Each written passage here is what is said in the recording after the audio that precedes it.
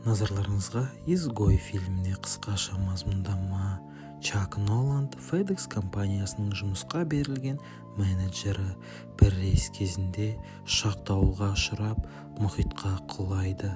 Апаттан жалғыз аман қалған Чак адам жоқ тропикалық аралға шығады. Алғашқы күндері ол тірі қалу үшін су табады, баспана жасайды, балық аулауды үйренеді.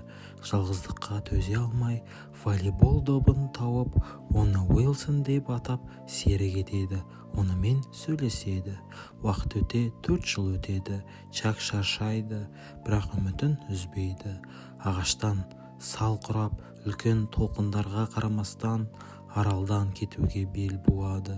Бірнеше күндік ауыр жүзістен кейін ол кездейсоқ кемеге тап болып құтқарылады. Үйіне оралғанда өмірінің өзгергенін көреді. Сүйіктісі басқа адамға тұрмысқа шыққан.